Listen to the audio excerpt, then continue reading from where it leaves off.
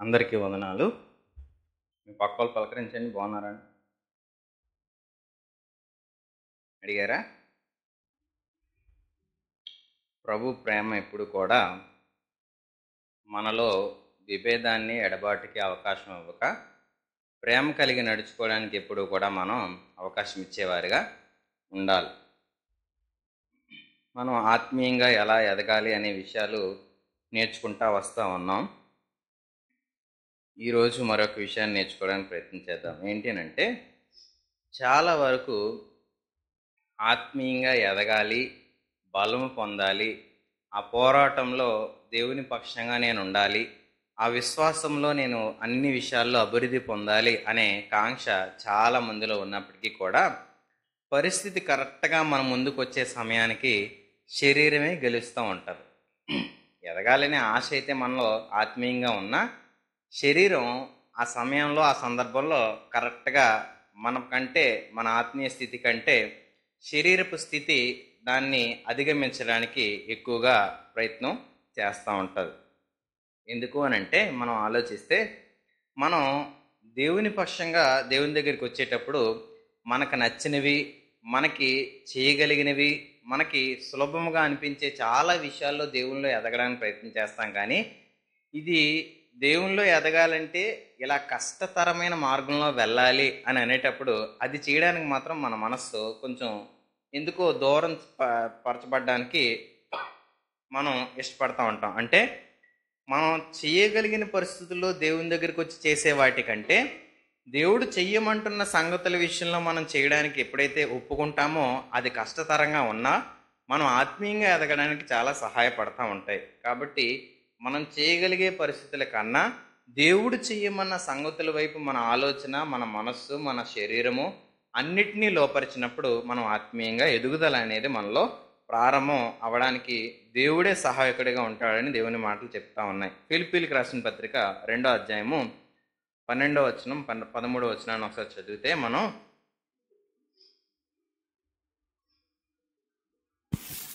కాగా ప్రియులారా, మీరెల్లప్పుడూ విధేయులై ఉన్న ప్రకారము నా ఎదుట ఉన్నప్పుడు మాత్రమే గాక మరీ ఎక్కువగా నేను మీతో లేని ఈ కాలమందును భయముతోనూ వణుకుతోనూ మీ సొంత రక్షణను కొనసాగించుకొనుడి. ఎందుకనగా మీరు ఇచ్చయించుటకును కార్యసిద్ధి కలుగజేసుకొనుటకును తన దయా సంకల్పం నెరవేరుటకై మీలో కార్యసిద్ధి కలుగు చేయవాడు దేవుడే.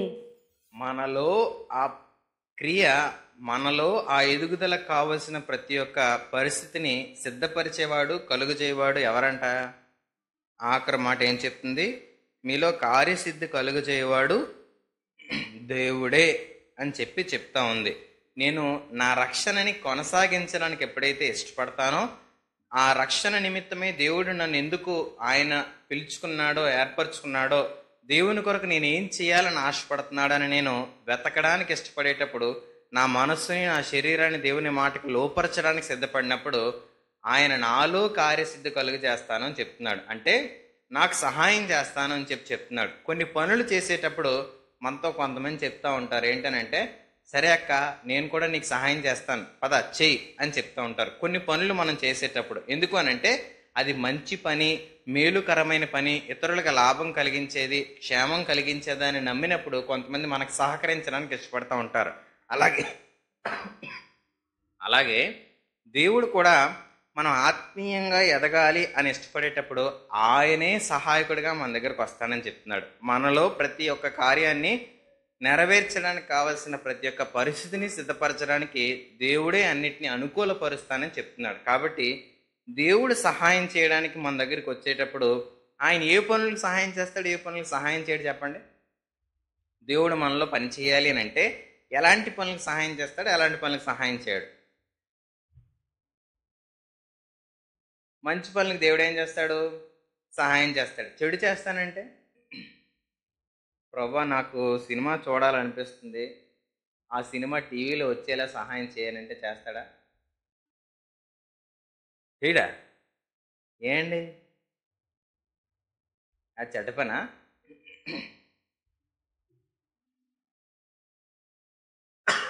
ప్రభా నాకు 100 రూపాయలు కావాలి, రోడ్డు మీద వెళ్ళినప్పుడు ఎవరైనా పరస్పరుచుకునేలా సహాయం చేయండి అని ప్రార్థన చేస్తే చేస్తాడా? పొరపాటు మనం అలా రోడ్డు మీద నడుచుకుని వెళ్ళేటప్పుడు చాలా డబ్బులు అవసరం ఉంది, 500 అవసరం ఉంది. ఎలాగానే రోడ్డు మీద కనబడేటప్పుడు పర్స్ కనిపించింది, ఒక కట్ట ఉంది, అన్నీ 100 రూపాయల నోట్లు, 10 నోట్లలో ఉన్నాయి. చూసిన వెంటనే దేవా స్తోత్రం, నువ్వు నాకు నా అవసరం చూసి నాకు ఇచ్చావు అని అంటావా? ఆ పర్స్ ఎవరిదో ఎతికిసి ఇచ్చేయాలని ప్రయత్నం చేస్తావా?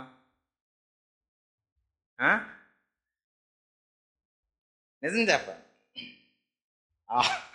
అవసరం ఉంది, దేవుడు చూశాడు, ఆడెవడో చెడ్డోడ్లా ఉన్నాడు, ఆడి పరస పడిపోయింది, దేవుడు నా కోసం సిద్ధపరిచాడు, సీల్ నోట్లు అన్నీ అని ఏం చేస్తాం? దేవా స్తోత్రం సాక్ష్యం కూడా చెప్పేస్తారు కొంతమంది వచ్చి, దేవుడు నాకు ఎలా రోడ్డు మీద వెళ్తుంటే 500 దొరికాయి, నా అవసరం అన్నీ దేవుడు తీర్చాడని.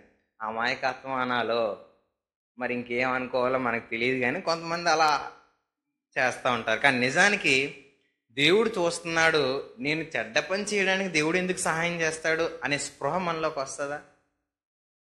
నీలో కార్యసిద్ధి కలుగు చేయడానికి దేవుడు సిద్ధపడుతున్నాడు అని అంటే నీకు ఎలా పడితే అలా సహాయం చేస్తాడని దేవుని మాట కాదు, కానీ నువ్వు చేస్తున్న మాట, పని, క్రియ అన్ని విషయాల్లో అది దైవ సంబంధమైందని ఇతరులు గుర్తించేలాగా ఆయన సహాయం ఎప్పుడూ కూడా మనకు ఉంటుంది. కాబట్టి చెడ్డ పని చేస్తూ, చెడ్డ పనులు మనం చేయడానికి ప్రయత్నం చేస్తూ దేవుని సహాయాన్ని కోరితే ఆయన మోసం చేయడానికి మనిషి అయితే కాదు.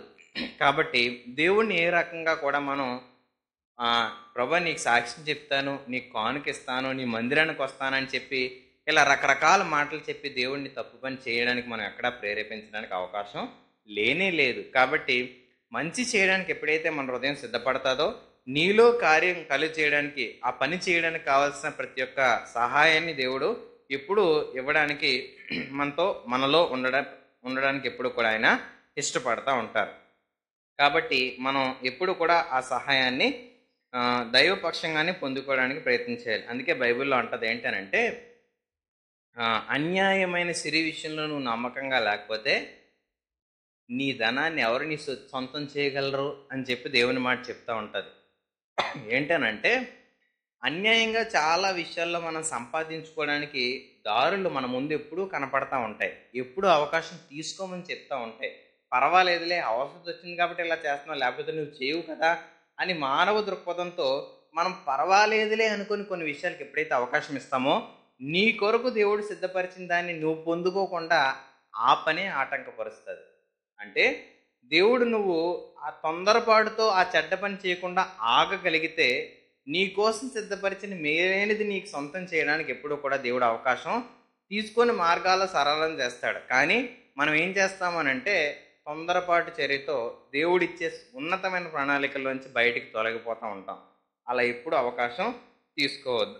దేవుడు ఎప్పుడు కూడా నీలో ఆ కార్యాన్ని కలుగు చేయడానికి ఎప్పుడు కూడా సిద్ధ మనసుతో మనతో ఉండడానికి ఎప్పుడు కూడా ప్రయత్నం చేస్తూ ఉంటాడు. ఇప్పుడు మన ఇంట్లో కుటుంబంగా మనం ఉండేటప్పుడు దేవుడు కార్యం సిద్ధి కలుగజేయవాడు, నీలో ఆ రకమైన పని చేయగలిగిన దేవుడు అని ఎప్పుడైతే మనం నమ్మగలుగుతామో ప్రతి ఒక్కరిలో పని చేయగలడా, లేకపోతే కొంతమందితోనే పని చేస్తాడా దేవుడు? కొంతమందితోనే, అందరితోనేనా? అందరితోని పనిచేస్తూ ఉంటాడు. కానీ మన ఇంట్లో ఒకరు బలహీనులు, మనం కొంచెం దేవుళ్ళు ఎదుగుతున్నాం అనుకోండి, వాళ్ళ గురించి మనలో ఉండే అభిప్రాయం ఎలా ఉంటుంది చెప్పండి? మనం కొంచెం దేవుళ్ళు ఎదుగుతున్నాం అనుకోండి, మన ఇంట్లో మిగతా వాళ్ళు అలాంటి ఎదుగుదల కనబట్టలేదు అనుకోండి, మనం ఎలా ఆలోచిస్తాం వాళ్ళ గురించి? ఎలా చెప్తాం చెప్పండి?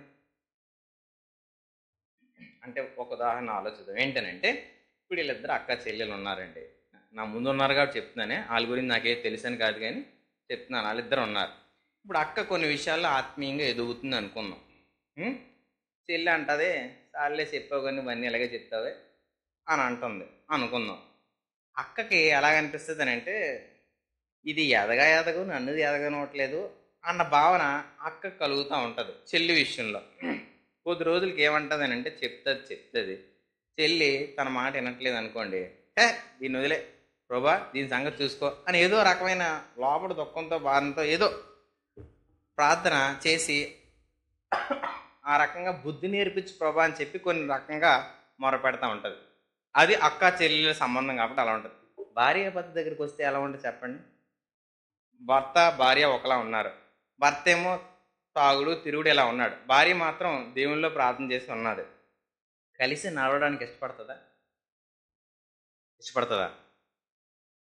నేను ఎంతగా దేవునిలో భక్తి చేస్తూ ఉంటే, ఎంతగా లోబడతా ఉంటే, నేను దేవునిలో ఎంత తగ్గి అణిగి మణిగి ఉంటే, ఈడేటండి బాబు నాకెలా తయారయ్యాడు అని రకరకాల అభిప్రాయాలు మనలో, చాలా రకాల ఆలోచనలు వచ్చేసి ఏం చెప్తామనంటే, ఇక నా వల్ల కాదండి, ఇక నేను భరించలేను, ఇక నేను సహించలేను అని నాలో పనిచేస్తున్న దేవుడు ఎదుటి వ్యక్తిలో కూడా పనిచేయగలడు, నా సహకారిలో కూడా పనిచేయగలడు అన్న భావన రాలేని వ్యక్తి ఆత్మీయంగా ఎదుగుతున్నట్ట.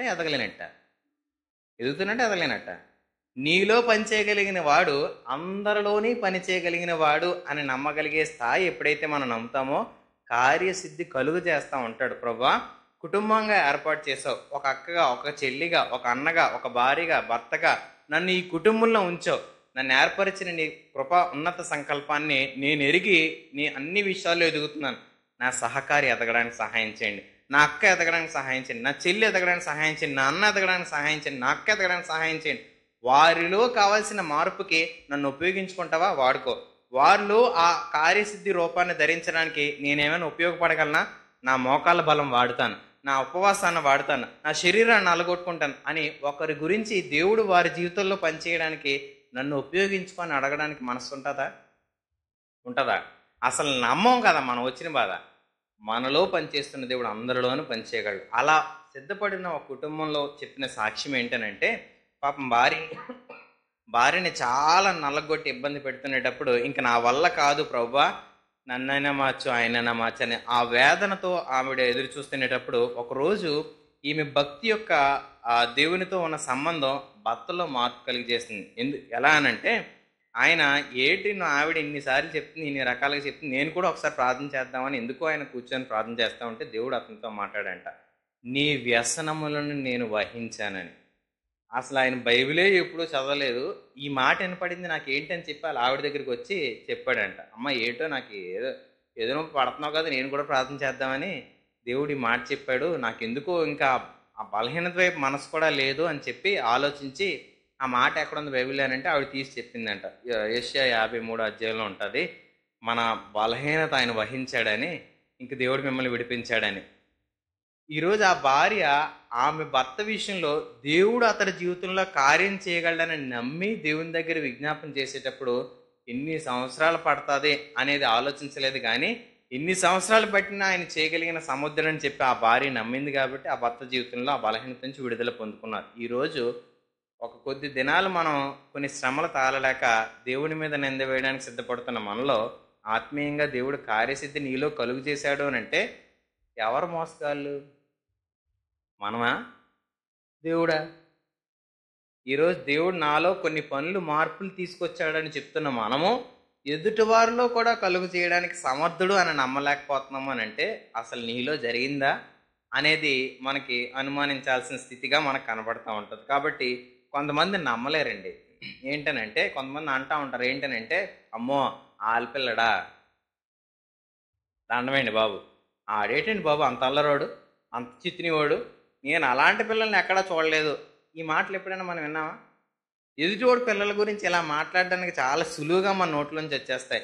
అమ్మ ఆలా బయటికి బాగానే కనబడతారండి కానీ చాలా లోపల చాలా అయ్యి బాబోయ్ అన్న భావన మనలో కలుగుతూ ఉంటుంది. నమ్మగలమా మనం అలాంటి వాళ్ళు దేవుడి పక్షంగా మారగలడని? నమ్ముతామా? పరిశుద్ధాత్మ దేవుడు చేసే పని చాలా ఉన్నతమైనది. అది ఎలాంటిది అని అంటే, ఎలాంటి స్వభావం కలిగిన వాడైనా దేవుని దగ్గరికి వస్తే గుణపరచబడగలుగుతాడు. ఎందుకు అని అంటే ఒకసారి మాటలు చూద్దాం. లూకాసు వార్త 8వ అధ్యాయము, లూకాసు వార్త 8వ అధ్యాయము 27వ మాట. ఆయన ఒడ్డున దిగినప్పుడు ఆ ఊరివాడొకడు ఆయనకు ఎదురుగా వచ్చెను. వాడు దయ్యములు పట్టిన వాడై బహుకాలం నుండి బట్టలు కట్టుకొనక సమాధులలోనే గాని ఇంట్లో ఉండువాడు కాడు. వాడు యేసుని చూచి కేకలు వేసి ఆయన ఎదుట సాగిలపడి, యేసు, సర్వోన్నతుడైన దేవుని కుమారుడా, నాతో నీకేమి, నన్ను బాధపరచుకుమని నిన్ను వేడుకొనుచున్నాను అని కేకలు వేసి చెప్పాను. ఒకసారి ఈ మాటలు మరొక చోట కూడా ఉంటాయి. మార్కు సువార్తలో ఇంకొంచెం వివరణగా ఉంటుంది, అది చదువుదాం. మార్కు సువార్త 5వ అధ్యాయము 3వ వచనం నుంచి చదువుతున్నాను, చూడండి. వాడు సమాధులలో వాసము చేసేవాడు, సంకెళ్లతోనైనను ఎవడనో వాణ్ణి బంధింపలేకపోయెను. ఒక వ్యక్తి గురించి చెప్పేటప్పుడు చెప్తున్నారు చూడండి. ఎక్కడుండేవాడంట? సమాధుల్లో ఉండడానికి ఇష్టపడేవాడంట. సంకెళ్లతో సైతం బంధించలేకపోయేవారంట. మార్కు సువార్త 5వ అధ్యాయం 3వ వచనం. ఆలోచిస్తే సమాధుల్లో ఉండడానికి ఇష్టపడతారండి ఎవరైనా? ఆడు ఎలాంటి వాడు అయి ఉంటాడు చూడండి. రెండోది, సంఖ్యలతో సైనా కూడా ఎవరో కూడా అతన్ని బంధించడానికి కూడా చాలా కష్టంగా ఉండే పరిస్థితి. అంటే ఎవడునో అతనిని సాధుపరచలేకపోయేలాంటి జీవితం అంట. అయితే తనను తానే గాయపరుచుకుంటున్నాడు. చాలామంది చెడ్డ పనులు చేసేవారు, వారికి అర్థమవన సంగతి ఏంటనంటే వాళ్ళని ఆలే గాయపరుచుకుంటా ఉంటారు. వాళ్ళకి ఆలే నష్టపరతమైన లక్షణాలు, వ్యసనాలు కలిగి వారి శరీరాన్ని పాడు చేసుకుంటూ ఉంటారు. వారి చుట్టూ ఉండేవారి పరిస్థితులను పాడు చేయడానికి ఇష్టపడేవారు ఇలాంటి లక్షణాలు కలిగి ఉంటారు. అయితే ఆయన ఒక మాట చెప్తా ఉన్నాడు. ఏంటనంటే, ఇందాక మనం లోకాసువార్తలో చదివినట్టుగా కూడా 8వ అధ్యాయం 27వ వచనంలో ఉంది చూడండి. ఏంటనంటే, ఆయన ఒడ్డున దిగినప్పుడు ఆ ఊరి వాడు కూడా ఆయనకు ఎదురుగా వచ్చెను అని. ఒకసారి ఆలోచిస్తే అలాంటి ఆ లక్షణాలు కలిగిన ఒక వ్యక్తి గనక దేవుని దగ్గరికి వస్తున్నాడు అని అంటే మనం ఆ వ్యక్తిని చూసేటప్పుడు ఎలాంటి భావన కలుగుతుంది చెప్పండి? నిజంగా దేవుణ్ణి నమ్మడానికి వస్తున్నాడని అనిపిస్తుందా? ఈడేదో దురుద్దేశంతో చర్చిలోకి వచ్చాడు అనిపిస్తుందా? అలాంటి లక్షణాలు కలిగిన వాడు ఎవడన్నా దేవుని దగ్గరికి వస్తే మనకేమనిపిస్తుంది? మంచి ఉద్దేశంతో వచ్చాడనిపిస్తుందా? ఏదో చెడ్డ దృక్పథంతో వచ్చాడనిపిస్తుందా? అలాంటి వాళ్ళు చర్చిలోకి వస్తే వీడేదో చెడ్డ పని చేయడానికి వచ్చాడరా, ఇక్కడికి ఎందుకు వచ్చాడరా బాబు వీడు అన్న భావన కలుగుతుంది. యేసు దగ్గరికి ఒక వ్యక్తి, అలాంటి లక్షణాలు కలిగిన వ్యక్తి వచ్చినప్పుడు ఆయన చెప్పిన మాట ఏంటనంటే, లూకాసు సువార్త 8వ అధ్యాయంలో మార్కు సువార్త 5వ అధ్యాయంలో 8వ వచనం.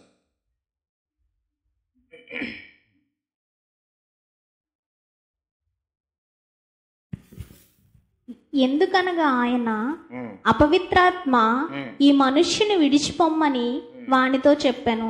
లూకాసు సువార్త 8వ అధ్యాయము 29వ వచనం కూడా చదువుదాం.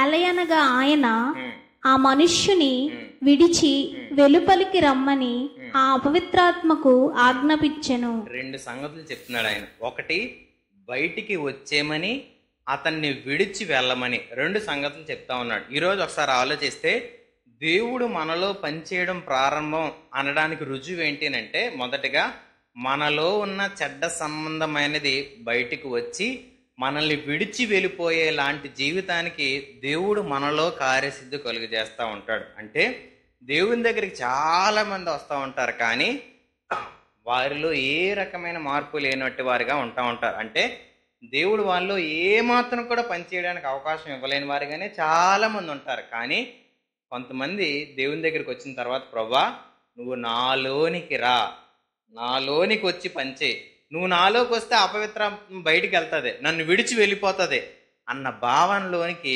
కొంతమంది వస్తూ ఉంటారు. ఆత్మీయ ఎదుగుదల ఎప్పుడు ప్రారంభమవుతుంది అని అంటే, దేవుడు నీలో పనిచేయడానికి ఎప్పుడైతే పరిశుద్ధాత్మ దేవునికి అవకాశం ఇస్తామో నీలోంచి ప్రతీది బయటికి వెళ్ళడం ప్రారంభమవుతుంది. ప్రతి చెడ్డ పని, చెడ్డ ఆలోచన, చెడ్డ క్రియ, నీ శరీరం అన్ని విషయాల్లో వదిలి దేవుని సంబంధమైన ఆలోచనలు ఎదగడానికి ప్రయత్నం చేస్తుంది. అంతేకాదు, ఎవరైనా దేవుని దగ్గరికి లక్షణాలకి రావడానికి ఇష్టపడేవారు బలహీనలు చాలామంది ఉంటారు. ఎలా అంటే వాళ్ళ మీద కొంతమంది ముద్ర వేసేస్తారు, ఈడు ఎలాంటోడు, ఈవిడ ఎలాంటిది, ఈమె ఎలాంటిది అని. అలాంటి ముద్ర వేసిన వారు పొరపాటున మంచి సమాజంలోకి రావాలన్నా సరే అందరూ నన్ను ఒప్పుకుంటారో ఒప్పుకోరో, అందరూ నన్ను అంగీకరిస్తారో అంగీకరించరో, అందరూ నన్ను అవకాశం ఇస్తారో ఎవరో అన్న భావంతోనే చాలామంది దూరంగా ఉండిపోతూ ఉంటారు. కానీ దేవుడు అలాంటి వ్యక్తి ఆయన దగ్గరికి వచ్చేటప్పుడు నీలో ఉన్నది బయటికి పోయేలాగా ఆయన ఆజ్ఞాపించి ఈయన ఆయన హృదయంలో ఉండడానికి అవకాశం తీసుకున్నాడు. ఈరోజు ఆలోచిస్తే మనకు ఉండొచ్చు మన పిల్లలు కొన్నిసార్లు అలాంటి పనులు చేసేటప్పుడు వీడు ఇలాగే ఉండిపోతాడేమో, మారడేమో అని. ఎప్పుడు కూడా చెడ్డ అభిప్రాయానికి మన మనసుకి ఎప్పుడు అవకాశం ఇవ్వద్దు. మన భర్త అవ్వచ్చు, మన భార్య అవ్వచ్చు, మన పిల్లలు అవ్వచ్చు, మన కుటుంబీకులు అవ్వచ్చు, ఎవరైనా అవ్వచ్చు. మనలోని విశ్వాసం ఇవ్వాలి అని అంటే నాలో పనిచేస్తున్న దేవుడు వారిలో కూడా పనిచేయగలడు ప్రభువా, వారి కోసం నేను ప్రార్థన చేస్తున్నాను, వారి హృదయంలో ఉన్న పరిస్థితిని నువ్వు బాగుపరిచే దేవుడు, వారి అంతరంగాన్ని శుద్ధిపరిచే దేవుడు అని మనం నమ్మి వారి కోసం విజ్ఞాపనం చేసేవారిగా మారాలి. అయితే కొంతమంది అలా నమ్మని వారు ఏం చేస్తున్నారు అని అంటే ఆయనతో చెప్పిన మాట ఏంటి అని అంటే ఆ 8వ అధ్యాయంలో కిందకి మనం చదివితే వాళ్ళు ఏమంటారు అని అంటే 35వ వచనం, జనులు జరిగిన దానిని చూడవెళ్ళి యేసునొద్దకు వచ్చి 8వ అధ్యాయం 35వ వచనం, దయ్యములు వదిలిపోయిన మనుషుడు బట్టలు కట్టుకొని స్వస్థ చిత్తుడై యేసు పాదముల యొద్ద కూర్చుండ చూచి భయపడ్డారంట. ఎంత విచిత్రమైన సంగతో చూడండి. అసలు ఎవ్వరూ గుణపరచలేని వ్యక్తి బాగుపడ్డాడు అని అంటే వాళ్ళు సంతోషించాల్సిన సంగతికి పోయి భయపడ్డారంట. ఈరోజు లోకంలో చాలామంది ఏంటనంటే యేసు ప్రభు అని మతాన్ని మా దగ్గరికి తీసుకొచ్చి మమ్మల్ని మార్చేస్తున్నారు, ముంచేస్తున్నారు అని చాలామంది భయపడతా ఉన్నారు. సంతోషించాలండి. ఎందుకు సంతోషించాలి అని అంటే నీలోని ఉన్న అంతరంగపు చెడుతనాన్ని బయటికి తీసుకొచ్చి ఎత్తి చూపించి ఇది తప్పు, ఇది నీతి అని వివేచన కలుగజేసి వివేకంతో నేను అన్ని విషయాల్లో పరిశుద్ధంగా ఆలోచింపజేసేది క్రీస్తు మార్గం. కాబట్టి ఆ మార్గాన్ని ఎప్పుడు కూడా మనం భయపడకూడదు. ఇతరులకు పరిచయం చేయడానికి మన హృదయం ఎప్పుడు కూడా కాంక్షించాలి, సిద్ధ మనసు కలిగి ఉండాలి. దేవుడు ఈ మార్పును కలిగజేస్తాడు. నిజానికి ఒకసారి చెప్పండి, మనలో అది అనుభవించగలిగినప్పుడు చెప్పండి ఉండగలమా? మనలో ఆనందాన్ని అనుభవించిన తర్వాత ఎదుటోడికి అది పరిచయం చేయకుండా ఆగలమా? ఆగలేం. ఎందుకు? ప్రభువా, నాలో ఈ బలహీనతను విడిపించగలిగిన వాడు నువ్వు నన్ను విడిపించావు. ఆ అపవిత్రాత్మ బయటికి రమ్మని ఆయన ఆజ్ఞాపించాడు, విడిపించమని ఆయన ఆజ్ఞాపించాడు. ఆయన ఎలా కూర్చున్నాడంట? స్వస్థ చిత్తుడై బట్టలు ధరించుకొని కూర్చున్నాడంట. ఈరోజు ఆలోచించండి, ఎవ్వరు గుణపరచలేంది, ఎవ్వరు సాధుపరచలేంది ఆయన కార్యసిద్ధి కలుగు చేసిన మరుక్షణము అతనిలో మార్పు వచ్చింది. ఈరోజు మనం కూడా నమ్మగలగాలి, ఆయన నాలో కలుగు చేస్తాడు. ఎవరి గురించో మనం ఆలోచించదు. మొదట ఎక్కడ కలుగు చేస్తాడు? నాలో కలుగు చేస్తాడు. నాలో ప్రతి ఒక్క పరిస్థితిని నేను దాటడానికి నాకు సహాయం చేస్తాడు. నేను ఏ బలహీనత కోసం ఎదురు చూస్తున్నానో వాటిని ఓవర్కమ్ చేయడానికి, వాటిని గెలవడానికి దేవుడు నాకు శక్తి ఇస్తాడని ఎప్పుడైతే మనం నమ్ముతామో ఆత్మీయ ఎదుగుదలను మనలో ప్రారంభమవుతుంది. అనేకులను క్రీస్తు దగ్గర రావడానికి, తీసుకురావడానికి దేవుడు మనకి సహాయం చేస్తూ ఉంటాడు. అయితే మన కోరికలు ఎప్పుడు కూడా దేవుని శక్తిని అనుభవించడానికి అవకాశం తీసుకొనివ్వవు. చాలామందికి దేవుడు అంటే ఇష్టమే, దేవుడు చెప్తున్న మార్గం అంటే ఇష్టమే, దేవుడు చెప్తున్న పద్ధతులు అంటే ఇష్టమే. కానీ మన కోరికలు ఏం చేస్తాయి? అలా చేయనిస్తాయా? మన కోరికలు దేవుని మాట ప్రకారం నడవడానికి అవకాశం ఇస్తాయా? ఎంత దేవునికి ఇష్టంగా మనం ఈ ప్రదేశంలో ఉండి ఊగిపోయి ప్రభువా నేను ఇలా బతుకుతానని చెప్పినా బయటికి వెళ్ళి చెప్పులు వేసుకోగానే ఒకడు ఎంటర్ అవుతాడు మనలో. బయటకు వచ్చావా, పదా మన దారిలోకి మనం వెళ్ళిపోదాం, మన పనులు మనం చేద్దాం, మనం ఇష్టం వచ్చినట్టు మనం బతుకుతాం. చర్చిలో ఉన్నంతసేపు ఆ వేడు ఉండాలి, ఆ ఊపు ఉండాలి, ఆ కదలిక ఉండాలి, నేను మారిపోతానన్న భావన మనలో ఉండాలి. కానీ ఒకసారి బయటికి వెళ్ళిపోయిన తర్వాత చర్చికి మనకి సంబంధం లేదు, చర్చికి తాళం వేసేస్తున్నారు చూడు, ఇంక చర్చితో మనకు మళ్ళీ ఆదివారమే లేకపోతే మళ్ళీ బుధవారమే అన్న భావన మనలోకి తీసుకొచ్చి దేవునికి దూరంగా మనల్ని చేస్తూ ఉంటుంది. కాబట్టి ఈరోజు నేను దేవుల్లో ఆ మార్పుని చూడాలన్న ఆశ నాలో పుట్టాలి. నేను అడగాలి. మీ పక్కలతో చెప్పండి, నేనే అడగాలంట దేవుణ్ణి అని, నేనే విశ్వసించాలంట, ఆయన నాలో పనిచేయడానికి నేనే అవకాశం ఇవ్వాలంట అని. కానీ చాలామంది ఏం చేస్తారంటే పాస్టర్ గారు చెయ్యేసి ప్రార్థన చేస్తే మనకి ఆత్మీయంగా ఏమవుతాం? ఒకసారి Boost the secret of my energy అన్నట్టు బలమంతా మాలోకి వచ్చేద్ది అనే భావన మనలో కలుగుతూ ఉంటుంది. ఆయన ఏమంటున్నాడు? నేను నీలోకి వచ్చి పనిచేస్తే నువ్వు బలం పొందుకుంటావు, నేను నీలోకి వచ్చి కార్యం చేస్తేనే నువ్వు ఎదగలుగుతావు, కాబట్టి నా దగ్గరికి రా అని చెప్పి దేవుడు మనల్ని పిలుస్తూ ఉంటాడు. మనం ఎక్కడి దగ్గరికి వెళ్తాం? మనుషుల దగ్గరికి వెళ్ళడానికి ఇష్టపడుతూ ఉంటాం. ఆ ప్రదేశంలో దేవుడు ఉన్నాడేమో, ఆ చోట దేవుడు ఉన్నాడేమో. ఆయన అంటున్నాడు నేను నీతో ఉంటానని ఇష్టపడితే నువ్వు అక్కడికి వెళ్తానంటావేటి? ఆ చోటుకి వెళ్తానంటే పెట్టి, ఆ ప్రదేశంలోకి వెళ్తానంటే పెట్టి అని దేవుడు అడుగుతాడు మనతో. కాబట్టి ఆత్మీయంగా ఎదగాలని మనం ఇష్టపడేటప్పుడు ఆయన వాక్యం దగ్గరికి మనం రావాలి, పరిశుద్ధాత్మ దేవుడి యొక్క సహాయం దగ్గరికి మనం రావాలి. అందుకే తీతుకు రాసిన పత్రిక 3వ అధ్యాయం 5వ వచనంలో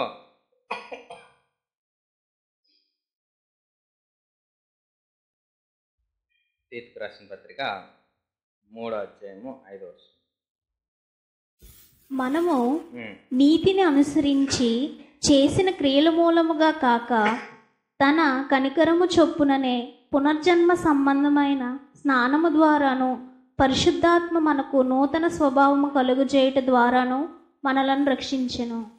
ఆయన నూతన స్వభావం ఎవరు కలుగు చేశారని చెప్తుంది? పరిశుద్ధాత్మ దేవుడు మనలో కలుగు చేశాడని చెప్తుంది. ఈరోజు మనకి ఎవరు సహాయకుడు అని అంటే పరిశుద్ధాత్మ దేవుడు మనకు సహాయకుడు, మంచి సహకారి అని ఆయనకి పేరు పరిశుద్ధాత్ముడు. అందుకే యేసు ప్రభు భూమి మీద నుంచి పైకి వెళ్ళిపోయేటప్పుడు ఏమన్నాడు అని అంటే, సదాకాలము అన్ని సమయాలలో మీతో ఉండడానికి పరిశుద్ధాత్మ దేవుడిని నేను పంపిస్తున్నానని చెప్తున్నాడు. ఒక సమయంలో ఉండి ఒక సమయంలో వెళ్ళిపోవడానికి కాదు, అన్ని సమయాల్లో పరిశుద్ధాత్మ దేవుడు మీతో ఉంటాడు. మేము ఇక్కడ ఎంత సమయం ఉంటామండి? మేము బుచ్చన్న గారు కానీ నేను కానీ ఎంత సమయం? 2 గంటలు ఉంటాం. బుధవారం నేను ఉండను అన్న ఓ 2 గంటలు. మేము మహా అయితే మీ దగ్గర ఎంత సమయం ఉంటాం? ఒక అరగంట ఇడోటి వేసుకున్నా ఎన్ని గంటలు? తర్వాత మీకు కనబడతామా? ఫోన్ చేసి ఎందుకులే వాళ్ళు చేయడం అన్న భావన మనలో. వాళ్ళతో ఇప్పుడు ఫోన్ చేసి ఎత్తారా మాట్లాడతారా మరీ అవసరం అయితే చేద్దాంలే అన్న భావన మనతో ఉంటుంది. కానీ దేవుడు ఎప్పుడు ఉంటాడంట? ఏ సమయంలో ఉంటాడు? అన్ని సమయాల్లో ఉంటాడు. కానీ ఆయన సహాయం అడుగుదానికి ఇష్టపడతామా? మనుషుల సహాయాన్ని అడగడానికి ఇష్టపడతారా? ఫస్ట్ మనకి ఎవరు గుర్తొస్తారు చెప్పండి? ప్రభువా అని హృదయంలోంచి మనం అరవడానికి ఇష్టపడే బదులు, ఫాస్ట్ గారండి ఎక్కడున్నారండి, ఇలా ఉందండి మా పరిస్థితి అని మన భావం చెప్పడానికి ఇష్టం. అస్సలు తప్పే కాదు. కానీ మానవులుగా మనకి ఆ మనిషి యొక్క ఆ సహాయం ఎదురు చూసే బదులు దేవుని మీద ఆధారపడడానికి ఎప్పుడైతే ఇష్టపడతామో ఆయన ఏం చెప్తున్నాడు అని అంటే, అన్ని విషయాల్లో కూడా ఆయన సహాయం మనతో ఉంటుందని చెప్తున్నాడు. రెండవది ఏంటనంటే, మనుషులు మంచి చేయడానికి మన చాలామంది ఇష్టపడేవారు చాలామంది మనకి తాసపడుతూ ఉంటారు, మనకు ఎదురవుతూ ఉంటారు. కానీ ఆ మంచి చేసేవారి మాట మనం వినలేదనుకోండి, మంచి చేస్తారా? వాళ్ళ మాట మనం వినకపోతే, వాళ్ళు చెప్పిన పదాలకు మనం కృతజ్ఞత లేని వారిగా మనం ఉంటే వాళ్ళు మనకు సహాయం చేయడానికి ఇష్టపడతారా? ఇంకోసారి ఏమంటారు చెప్పండి? మనం అడిగితే సహాయం, మొన్న అడిగాను చేసేవేటి, మొన్న అడిగాను నా మాట విన్నావేటి, నేను అప్పటికీ చెప్తానే ఉన్నాను, నువ్వు లోబడాలి కదా, చేయలేదు, ఈసారి అడుగు చెప్తాను అని మనకు వ్యతిరేకంగా చేయడానికి ఇష్టపడతారు. కానీ పరిశుద్ధాత్ముడు ఏ రోజు కూడా నీకు వ్యతిరేకంగా చేయడానికి, నీకు హాని కలిగించడానికి అసలు ఏమాత్రం కూడా మనస్సు లేని వారు ఎవరన్నా ఉన్నారు అని అంటే పరిశుద్ధాత్మ దేవుడు. ఈరోజు ఆయన మనతో ఉండి మనకు నేర్పించే విషయాలు ఎప్పుడైతే నేర్చుకుంటామో మనం అన్ని విషయాల్లో అలా ఎదగడానికి దేవుడు మనకు సహాయం చేస్తూ ఉంటాడు. కాబట్టి ఏ పరిస్థితుల్లో ఉన్నా పరిశుద్ధాత్మ దేవుని యొక్క సహాయం మనం అడగడానికి ఇష్టపడాలి. దానికి మన బలాలన్నీ కూడా వదిలి ఆయనపై మనం పూర్తిగా ఆనుకోవడానికి ఇష్టపడాలి.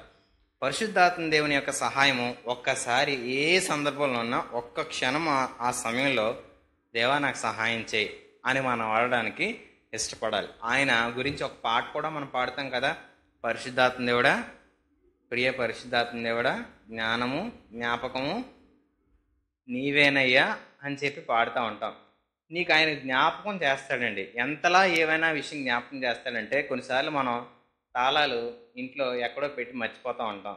ఎక్కడ పెట్టామో మనకు తెలియకపోయినప్పటికీ కూడా పెట్టలేని చోట్లన్నీ కూడా ఎదుగుతూ ఉంటాం. అక్కడ ఏమైనా పెట్టానేమో, అక్కడ ఏమైనా మర్చిపోయానేమో, ఎదుగుతారా అన్నీ ఎదుగుతూ ఉంటారు. ఒక్క క్షణం ప్రభా నా జ్ఞాపకం చేయి, నీ ఇంటి వారి వస్తువుల్లో ఏది కూడా తప్పిపోదని నువ్వు చెప్పావు, నాకు బుద్ధిహీనంగా నేను చేశానేమో, నాకు జ్ఞాపకం చేయని అడిగితే ఖచ్చితంగా ఆయన సహాయము చేస్తూ ఉంటాడు. మన పరిశుద్ధాత్మ దేవుని యొక్క సహాయము దేని గురించి అడుగుతాం? వేటి కొరకు ఆయన సహాయం అడుగుతాం? ఎలాంటి సంగతులకైనా, మరి ఇంకే సంగతుల గురించైనా అడగడానికి ఇష్టపడతా ఉంటామో? పరిశుద్ధాత్మ దేవుడు మనలో ఎప్పుడూ కూడా ఆయన సహాయము నిత్యము కూడా మనకు అందించడానికి ఎల్లప్పుడూ అందుబాటులో ఉండడానికి ఇష్టపడతా ఉంటాడు. కానీ మనం ఆ సహాయాన్ని ఎప్పుడూ కూడా కోరుకోవడానికి మనం అవకాశం ఇచ్చేవారుగా ఎప్పుడు కూడా అవకాశం తీసుకోం. కాబట్టి ఈరోజు ఆయన మనతో చెప్తున్నాడు, నీలో కార్యసిద్ధి కలుగుచేవాడు నేనే, నా సహాయం ఎప్పుడు కూడా మీకు హాని చేయడానికి ఎప్పుడు ఉండదు, కానీ నిత్యము మేలు చేయడానికి నేను సిద్ధపడతా ఉంటానని చెప్పి దేవుడు మనతో మాట్లాడుతూ ఉంటాడు. కాబట్టి ఈరోజు దేవుని సహాయాన్ని మనం అన్ని సమయాల్లో అడుగుదాం. ఒక గొడవ వచ్చింది అనుకుందాం.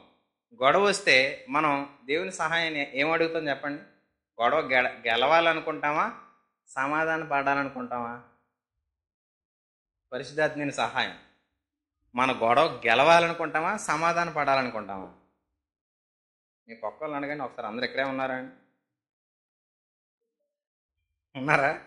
మరి సమాధానం చెప్పండి. గొడవ గెలవడానికి దేవుని సహాయం అడుగుతారా, సమాధానం పడడానికి దేవుని సహాయం అడుగుతారా? తప్పు మీలో లేదు, ఆళ్ళలోనే ఉంది, అవతలోళ్ళలో. అప్పుడు సమాధానం కోసం అడుగుతారా, గొడవ వెళ్ళడానికి అడుగుతారా? అవతలోళ్ళు తప్పు ఉందండి. అప్పుడు సమాధానం కోసమా, గెలవడానిక?